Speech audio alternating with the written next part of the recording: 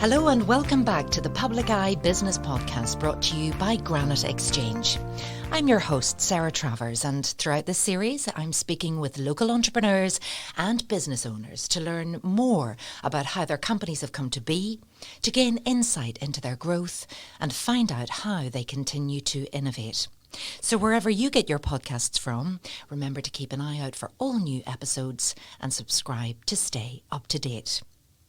Well, today in the studio, I'm joined by Francesca Morelli, director and co-founder of VAVA Influence. Francesca, how are you? I'm good, thank you, Sarah. How are you? I'm great, thank you. I can't wait to get into our conversation. But before we begin, I'm just going to give a little bit of background to the listeners on Francesca and her business.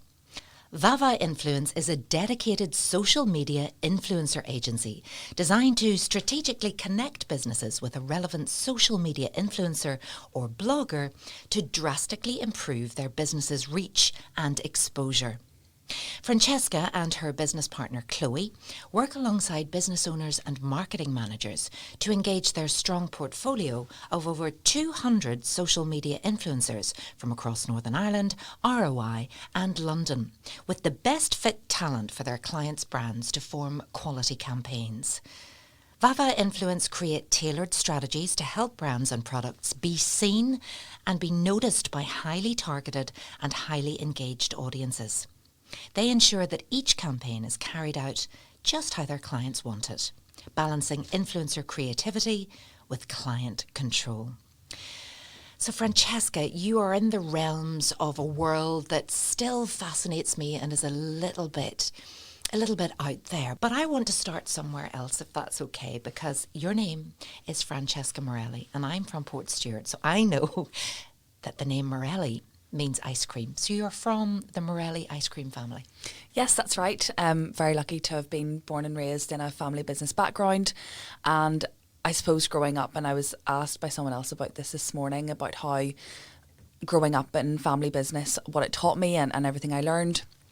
And there were so many skills that I learned working in my family business and kind of growing up in that environment that equipped me so well for my career now. But funny enough, I get asked all the time, was it because of your family business background and being surrounded by this entrepreneurial spirit that encouraged you to start up your own business? And actually, that couldn't be less the case. When I was growing up, I feel like I saw my parents work very long hours. I saw the stress, I saw the pressure of running your own business. Despite, we're very lucky in that ours would be quite well known and we have a good reputation and all the rest and a great product. But I was always, I suppose, discouraged from going into business myself, knowing the commitment and I suppose the difficulty of doing so. But did you work in the business at all? I did. I worked in the business from I was 14 right up until I was maybe about 20. So it was summer shifts and over the holidays and weekends. But, I really enjoyed it for the most part. And my sister and my brother have been the same. We really didn't have much of a choice. You just had to. And I always think of your mum and your dad. You would always see them there. They were always working. But I suppose that has an impact on family life too, doesn't it? It's hard to get the balance right when you have such a successful business like Morelli's. Yeah, for sure. We always had a lot of childminders growing up, but I suppose it just taught me the value of work ethic and that you had to work hard if you wanted to see the rewards. Yes, I worked very hard, but we're so lucky to have gone away on lovely holidays, and I knew that was a direct result of how hard my parents worked and still do. And I know this isn't about Morelli's here today, but so you didn't want to continue in the business, you wanted to do something yourself. So what happened next? Well, it's not that I didn't want to continue in it. I just feel like there was a gap maybe between where I was at in my life and maybe that my dad still continues to work there. So I'm definitely not ruling it out of my future. But I was very keen to go away and get my degree. So I went to Queen's and I studied international business with French. And as part of that degree, I was required to spend a year in France working in a placement. So I spent a year in Paris and I found myself in the startup scene. At that point when I was going away, I really barely even knew what a startup was. So what year would that have been? That was in 2017, 18. And so I worked in a group of startups and it was all very unusual to me because in the family business background, I'm used to us making a scone for 50p and selling it for 150 and your profits a pound. But in a startup environment, especially in tech startups, you're working and building something for years and years with the view of acquisition. And so this is a whole new world to me, and I just found it fascinating. Not to sound very millennial about it, but I loved how it was such a small team and I was really making a very visible impact on the business. Because in early stages, obviously a very small team and everything you do has to really contribute to the bigger picture. So found myself in startups. And then when I came home, I joined another startup team, which then kind of led to me getting into my own startup and starting my business from there. So, and Queen's was really beneficial. They were great to give you, to sow those seeds about startups. I remember watching your career, maybe when you came back, and you help others then know how to build a business from scratch. That's right. I mean, the Students' Union have an incredible service offering, one of which is a department called SU Enterprise.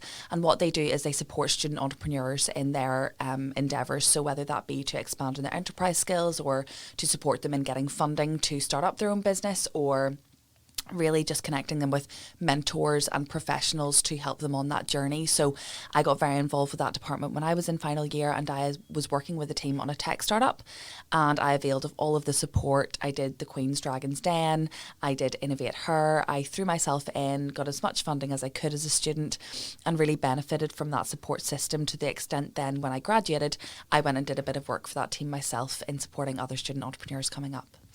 So let's move to VAVA Influence now, and tell me how that all came about. So when I worked in that tech startup that I referred to earlier, I met Chloe, who was on the team at the time, and there were a team of 5 of us, and she was a similar age and we had similar interests, and she had been onboarded to that team as a bit of a marketing and content person because she was blogging at the time. And so, as I say, because we were similar age and had similar interests, she started taking me along to gigs and work and events with her. And my eyes were totally opened to this whole new world of social media influencing and blogging. And it struck me, going to these events and these jobs, how casual and informal these exchanges were. And I remember going to a job with her one day, and she was given something for free in exchange to get content. And I suppose it was just very shocking to me at how informal the whole thing was. You know, there were no contracts, there were no, there was no professionalism really. And I suppose at that stage I just spotted a gap in the market for an agent to manage these deals and collaborations, for somebody not just to do a bit of PR and a bit of social media and to work with these people on the side, but to actually do it in a dedicated way where that was the sole focus. And so that's really how VAVA Influence came to be, with Chloe's creativity and background in social media influencing and my business background, and I suppose all those skills I had learned growing up, I was able to then put into this business in a more practical way. So you really had a light bulb moment just from observing and watching and seeing there's a need out there. So how easy was it to sell that to people? To be honest, easier than I thought it would be. I feel like it was just very good timing, and a lot of people will tell you that in business it's kind of a combination of luck and timing and action. So when I saw the business owner that day, I thought, you know, he's a young guy, but there are bound to be so many other business owners who have heard about influencers, have heard that they are a good thing to, it's a good thing to do. I mean, the whole influencer marketing thing, it was a bit of a buzzword at the time, but they probably just have no idea how to go about it. They don't know how to contact these people. They don't know what to pay them. They don't know what to expect. And they need somebody to speak their language.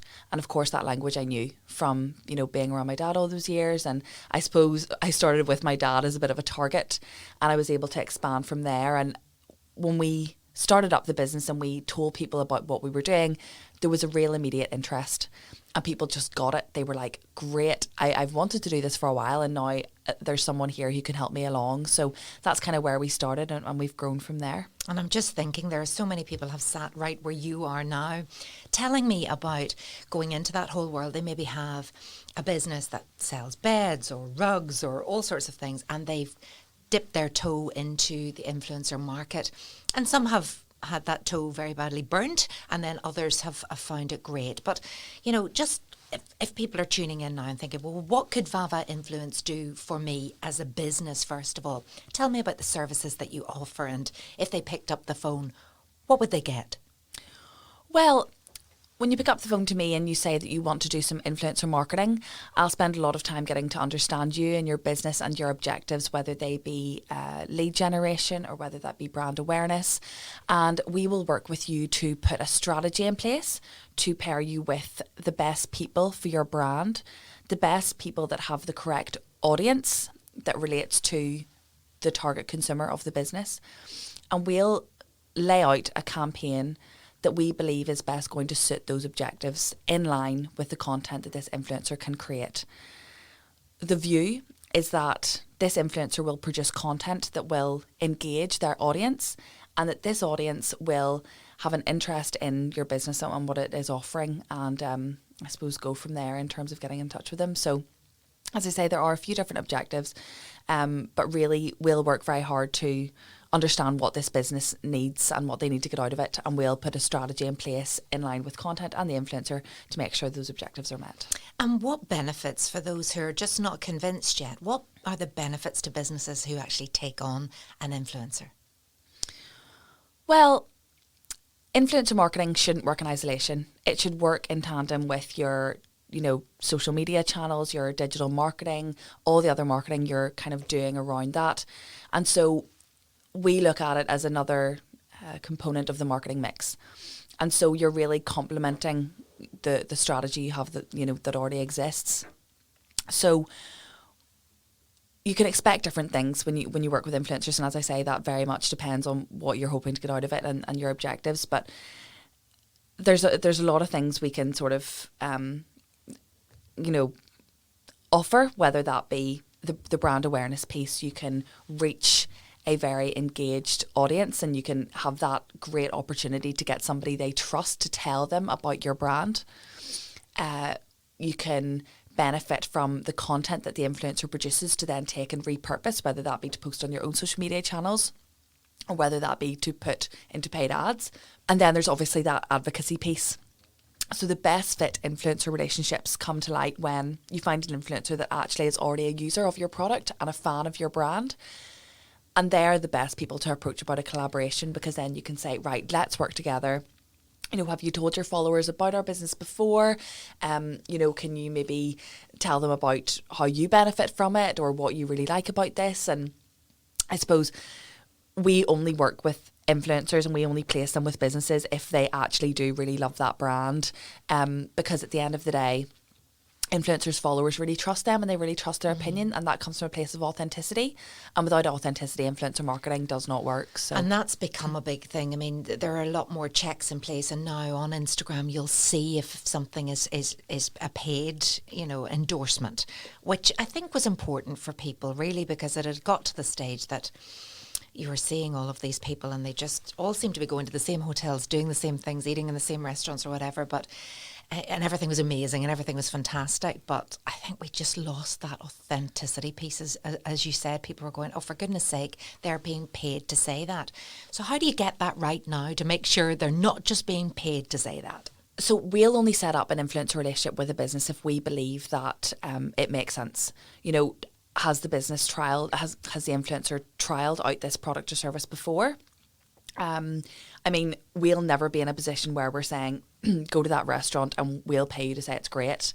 Generally, in that sort of sense, you would gift them the meal and they would have the opportunity to review it. Mm-hmm. Now, if you gift an influencer something, they're technically under no obligation to actually post any content about it. Ah, that's interesting. I see. So the point is that the quality and the quantity of the content will depend on the experience that they have had, whether they really love it or whether they don't. Now, there's also the sponsored strategy wherein you pay an influencer to produce content, but you wouldn't get to that stage unless they have been gifted the thing first, to make sure that they like it, to make sure they appreciate it, to make sure that they actually believe in it and are willing to put out that content to their audience. You'll find now influencers will not just do work if they've been paid for it. They will turn down paid work all the time if they don't think it's a good fit for them, if they don't think their audience will engage with the content, because at the end of the day, they are also putting their credibility at risk. So as you say now, there are advertising standards and the ASA do a brilliant job in enforcing those, and they make sure that every content that is put out, whether that be a gifted or a paid collaboration, it is labelled. And that is a really good thing. And sometimes you get business owners questioning that. They're saying, well, I don't want people to know that this influencer has been paid to say this. But actually, it doesn't really make a difference to the consumer, or so I found. I mean, at the end of the day, if I see my favourite influencer wear a really nice jumper, I'm not just going to buy that jumper because she's wearing it. I'm buying the jumper because I like the jumper. And that might be the first time I've seen that jumper and that brand. This podcast is sponsored by Granite Legal Services, a niche business and immigration law practice located in the heart of Newry City. Granite Legal Services provides legal advice to both individuals and companies alike across a wide range of industries, from employment, commercial or corporate law matters to immigration law. Granite Legal Services focuses on providing legally sound, practical advice to its clients. To get in touch, visit www.granitelegalservices.co.uk or contact 028 3026 2200. So tell me about sort of getting all of the influencers signed up, because you are effectively an agency. That matchmaking has to happen, but you need a bank of people. So tell me how you grew that bank of people. So we actually work a little bit differently to a traditional agency, and to be transparent, that portfolio model is something when we started we believed that we would follow through with. However, as we grew the business and as we talked to such diverse business owners, we realised that actually the best way for us to do this was going to be to grow our network of influencers. So we started with the contacts we had, the contacts that Chloe had, and we worked with them to best pair them with businesses. However, we broke away from that typical portfolio model because then we realised actually all we're doing is limiting ourselves, limiting them, limiting the business owners in terms of who they can work with. So now what we prefer to do is, if whether we're approached by a fashion boutique in Newry or whether we're approached by a restaurant in London, we can pair them up with the best people based on this large network that we've grown. And how we grew that, well, as I say, we started with the contacts we had, and the more we worked with them, the more collaborations we did, the more we reached out to new people, the more then people found out about us. And it was a bit of a network effect. And so we're very fortunate now to be in the position where we have a certain reputation that if we approach a certain influencer about a job, they've likely heard about us or they've seen our credibility online, and they know that we are a trusted partner for them, which is great because we pride ourselves in being very influencer friendly. We want to make sure we get the best deal for everybody. We want to make sure that the business owner gets a really good deal. Equally, we want to make sure that the influencer is fairly remunerated for their work and appreciated by their clients. So that's where we step in. What's been the biggest challenge for you getting this off the ground? It's an interesting one because we started mid-COVID. I mean, we started up in May 2020, and I do get asked about this quite often. We were quite lucky in that there was an opportunity for us there, in that the whole world went online. Businesses realised they need to up their social media game. Equally, consumers were online shopping. They were consuming more and more content. The rise of TikTok came about. And so we found ourselves coping with a lot of inbound leads at that time. I also had more time than I would have had before to work on the business and grow it from my kitchen table, which I did. But equally, there were so many challenges, and I think that just comes with being a new entrepreneur. You kind of learn as you go. And that's very reflective of me. I sort of action things before I really even know what I'm doing. In general life. But is that okay? I mean, you're being proactive. You're just going with things rather than maybe people who are more risk averse and taking time. Yeah, and I mean, I said I didn't know what I was doing. Of course I did. I had lots of experience, and I already kind of knew a lot about the industry and had a lot of knowledge there. But it's about taking the leap before you maybe feel fully ready. And while that was so beneficial in so many ways that we got it off the ground and got it running, we had challenges like, are we pricing ourselves well enough? Are we offering this too cheap? And I feel like sometimes as women we tend to undervalue ourselves quite often. So pricing I found quite hard to get right. We had challenges with events. We had planned to be a massive part of our business. Of course, with COVID and lockdown, that didn't happen so much. And now we're facing the challenge where when we come out of lockdown, everyone was super keen for events, and we got massive uplift. But now people nearly have a bit of event fatigue. So we're struggling with that a little bit now. Ooh, is that a thing, event fatigue? You think people, oh gosh, we went to so many there when we came out of lockdown that we're... Well, now I just feel like, the world's back to normal, but people aren't necessarily feeling that they have the same energy to go to everything they went to before. They're obviously really keen to get back out there again, but there's so much on now. And we're so lucky to live in, a place where there is so much on all the time, and we have so many options. But we do find that people aren't as excited to kind of go to all of the events of the day now. I suppose it's just about evolving, isn't it, Francesca? It's about seeing what the need is at the time. And we learned that word pivot, didn't we, during COVID? And there's not a business out there that didn't have to do something to pivot and meet and change. And so many really benefited from that time to do that. So, where do you go next then? Yeah, so we kicked off a lot of big projects last year. So the first being Northern Ireland's first ever pop-up TikTok house. Yes. Tell us about this. Yeah. So we haven't even, you mentioned TikTok, but I'm still not on TikTok. Is that where you have to be, or just certain people? Well, we would say it's definitely, obviously, it's grown hugely over the last year or so. And I think if you're a business now, especially if you're targeting consumers really anywhere between the ages of 18 and 40, you really should be on TikTok. But last year we saw an opportunity to run this project, which was the VAVA Club, and essentially we got some of Ireland's top creators together for a week in a house to create content with one another and visit local businesses and sort of experience all that Northern Ireland had to offer. So that was a great project for us, and now we're looking into bringing that into 2023 and exploring what that's going to look like. So how did that work then for the businesses and the creators? So as a creator, it's really beneficial for you to collaborate with other creators.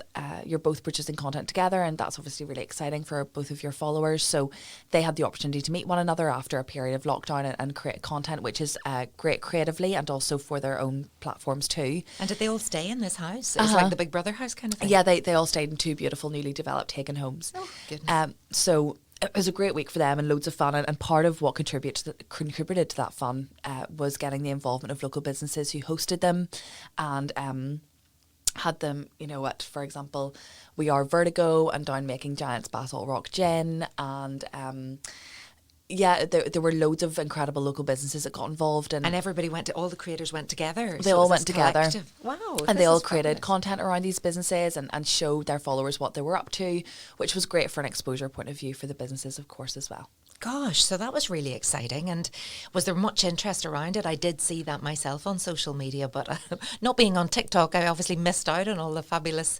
imagery that came from that week. What will you do next then with that? Well, to be confirmed, we're still kind of exploring what that'll look like, but I feel like being the first one, we really benefited from that kind of first mover advantage last year. I mean, from what we could count, we got 4 million impressions over social media alone, and that wasn't including the national TV coverage or press coverage. So, I mean, it really was fabulous. So TV coverage as well. Mm-hmm. So who covered it? UTV came down to Notts Corner Circuit and videoed the creators racing around the track, and also interviewed a couple of them as well about the opportunity. So that was a lovely experience for me. It was my TV debut, I think. Brilliant. That was great. I didn't see that one. I'll have to look it up. So that is the VAVA Club. And you mentioned then that the events had kind of, obviously were quietening down, but you did have a massive awards as well, and they were hugely popular. Yeah, we had the idea to do Ireland's first dedicated influencer awards. So as I say, in the past, influencers have been massively incorporated into the kind of social media and PR worlds as a bit of an add-on, whereas we thought, they really deserved their own space to have a dedicated awards. And we held them in the Europa last September and celebrated local content creators, both north and south of the border. And it was a great night, and our sponsors really loved it, and the creators got the recognition they deserved. And yeah, we were hugely proud of that one. So again, that's something we're looking into for 2023. So tell me about you and Chloe and working together as that partnership. Must be fabulous to have two heads sometimes, but do you find yourselves going in different directions as well? Well, as I mentioned earlier, Chloe and I are very lucky in that we were actually business partners first. I find that sometimes if you get into business with friends or family, it can be a little bit more difficult to navigate that relationship. However, it's been easier for Chloe and I because we have very clear boundaries in that. And so we come together and we're great friends. We socialise together and we do loads of fun things. Equally, we then have that very defined business relationship. And why Chloe and I work so well is because she went to art college and did fine art, and I went to business school. You know, we're very different in that sense. She is super creative. She has amazing ideas, and she really contributes that side of the business massively. However, I am very administrative, I'm logistical, I am quite boring, some would probably say, but we both work together really well in that sense, that I couldn't do what she does and she could not do what I do. And so I think that is the makings of a really brilliant partnership when you actually couldn't do it without one another. It helps we obviously go on great too. So yeah, it's working well for the meantime. Why do some influencers get a bad name and a bad press? I mean, sometimes you have to be quite definite about what being an influencer really means. It means somebody with influence, right? And sometimes influencers can fall into the trap of working with a business that's maybe not quite the right fit, or they're maybe really keen for a piece of work that might not necessarily agree with their audience. So they have this influence over the people that follow them. And you obviously always want that to be a positive influence. But there are some businesses that potentially some influencers work with that might not be as ethically or morally sound, or I suppose might not appeal to, you know, the audience they're trying to influence. So there can come kind of issues with that. But I suppose that shows that thing where, you know, it seems like anybody can be an influencer. You can just start from scratch and just have visibility online and build it from there. Is that fair? Well, that's kind of what I was talking about when I said about the definition of an influencer. Yeah. Anyone can be popular. Yeah. And anyone can have a following, but not everybody has influence. And that's why, you know, we work with people who have started from scratch and built up a following that actually really trusts them and believes that they're authentic, and these people that produce kind of genuine content and have that relationship. And I suppose relationship is the key word in influencer marketing. Businesses need to grow relationships with influencers because influencers have spent years growing relationships with their followers. I've actually heard too, I've been working a lot with the charity and the third sector, and you know, there's a lot of stuff going on in the world right now, and a lot of issues out there that you know, we need to reach young people around mental health. I attended a conference this week on sexual abuse. You know, there's lots of lots of people growing up with maybe unhealthy relationships or ideas of how the world should be, and they were talking at that about how we need to be talking to these young people using influencers for good.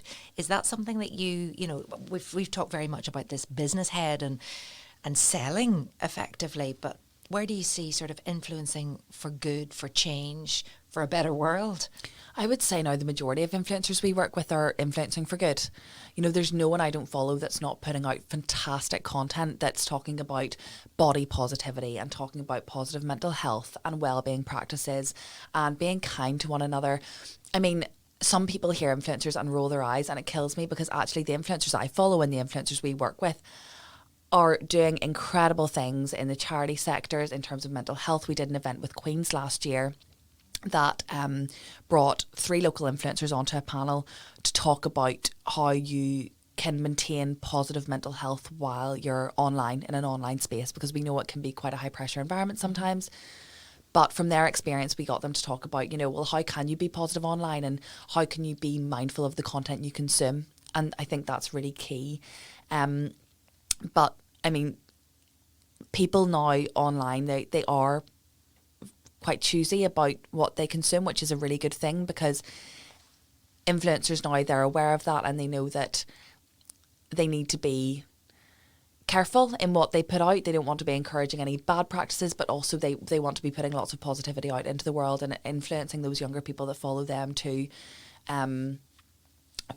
do good things and be good people and yeah, and all the digital safeguarding messages are around. Do you feel that more charities, third sector organisations should maybe give you a call? Is that something that you could help with as well? Yes, absolutely. And I suppose in that sense, we would really help them to establish relationships with influencers that would be a really good fit for them. Obviously, each charity is very specific to their work, so it's about finding the best fit influencer that has a background or a passion or an affiliation with the work that charity is trying to do. Yeah. What's next then, Francesca, for VAVA Influence? So this year we want to really continue with doing brilliant collaborations. We want to help businesses to get their names out there and work with influencers that are really great for their business. We want to continue to teach businesses and train them in the practice of influencer marketing and also social media more generally, whether that be TikTok or Instagram for business, really helping them to step up their game and be in a level playing field with their competitors. We also then want to run another TikTok house. We want to run another awards. And I suppose we just want to make sure that we're always producing really high quality work and getting the best deal we can for the businesses we work with and also the influencers too. I'm really passionate about Northern Ireland and what's going on here, and I feel sometimes bad that we are seen as a bit behind the curve in terms of what's happening over in London and so on. So I think Chloe and I are really keen that we try and keep up as best we can with what's happening over there and really bring that over to Northern Ireland and get people involved. You very much found the need, that light bulb moment that you had whenever you were out with Chloe that time a number of years ago. There was a need there was a market there, you've gone after it. What usually happens then is other people go, we could do that too. What about the competition? I mean, there can be a tendency for some businesses in similar industries to have that spirit of competition and, really want to compete against each other. And that's great, and I completely support that. However, I suppose in the PR and social media space, there's enough for all of us, and Chloe have always been of the opinion that we'd much rather collaborate, and we have done that the entire way throughout our business. We've collaborated with other people in the space. We have brilliant relationships in the industry, especially in Belfast, and we work actually with our competitors to best service both of our clients, and we love that. As I've mentioned the whole way throughout this interview, our industry is all about relationships with businesses, with influencers, and with our competitors too. There's absolutely no reason why we can't collaborate and produce really good work and make sure that we're all getting the best out of it for everyone. Now, building a business takes hard work. You were brought up in a family that knows exactly what hard work is, but do you get any downtime at all? What do you like to do when you switch off? Yeah, I mean, I'm a firm believer that we need to very much step away from this burnout and hustle culture, and I really hate all that rhetoric. So I work really hard, I really do, but I try to be as effective and as productive as I can be within the hours of 9 to 6. When something requires me to go over and above, I absolutely will. I'll work till whatever hours of the morning, but I actually try and avoid that. I just try and be as productive as I can in the hours where I know I work really well, which is the hours of 9 to 5, Monday to Friday. And yes, we work weekend events all the time, but I am very aware that I am going to be the most effective when I'm well rested. And there's no point in tiring myself out and working over and above just to be really tired the next day. I mean, these entrepreneurs that you see talking about all these hours that they work online, you need to think then, well, how consistent are they in that? If they're working 14 hours a day every single day, how long is that really going to last before then they have to take an extended period of rest? So I feel like if you can be effective in a reasonable amount of hours and keep that consistent, then you're going to be much better off in the long run. I agree totally. I think 9 to 6 is plenty of work for anyone in a day. Now, the final question that I ask to every single guest that sits right where you are, Francesca, is this one. The purpose of this podcast is to inspire existing business owners and ambitious entrepreneurs to grow their business by offering an insight into the success of businesses such as VAVA Influence. So what advice would you give to people who may have a business idea but have no idea where to begin or are unsure as to whether the risk is worth taking? So, as I mentioned earlier, I work a lot with student entrepreneurs at Queen's, and a lot of them come to me with these big ideas and they're incredible. But sometimes I feel like they go from 0 to 100 and they sort of forget about all those little steps they can take in between. So when they come to me and they're talking about this world-changing idea, I'm like, okay, great. Have you set up a social media profile? And they're like, no. Well, there's lots of little things you can do to actually put this into motion and make it a reality. Have you told your friends and family about it? Have you explored funding options? Have you investigated a prototype and what that might cost? Have you looked at suppliers? They need to break it down into the first 5 steps instead of thinking about step 53. And I see that all the time. So start thinking about practical, small and non-scary things that you can do to put this idea out into the world, and then all of a sudden you turn around and you've done 20 things and actually this is looking a lot more realistic now and something that could actually be a thing. So that would be the first part of advice I would give is, not to jump to step 100 but think about all those little things first and start doing them. It can be very scary and it can be very intimidating, but actually there's some things you can do on that journey that you won't find so scary and so intimidating, but actually will contribute to your overall goal. So start with that. In terms of taking a risk, I believe that you should always kind of go for what you want to do and do always take action and try and make something work. You don't necessarily have to do that and give up everything else at the same time. You can take risks and go for something, meanwhile not give up everything else that you were doing before. So it's all about being calculated in your risks and making sure that you're not putting yourself in a dangerous position. Yeah, you don't want to be vulnerable. So keep a few plates spinning perhaps and see what sticks. Francesca Morelli, it has been fabulous to meet you. Francesca Morelli, our guest today from VAVA Influence. And if you want to get in touch with Francesca, what can people do? They can find us on Instagram, social media, VAVA Influence, or they can send us an email. Our email is info@vavainfluence.com. Fascinating. Thank you so much, Francesca, and thanks for tuning in today. Join me very shortly for another fantastic episode of the Public Eye podcast. This podcast was recorded in Granite Podcast Studio. Interested in starting up your own podcast but don't know how? Granite Podcast Studio can help. Record your podcast in our state-of-the-art studio, which is based in the heart of Newry City. Our studio has cutting-edge and user-friendly technology and can seat up to 4 people. We also provide an editing service for our team using your guidance and editing notes to provide you with a flawless finished product, leaving your listeners wanting more.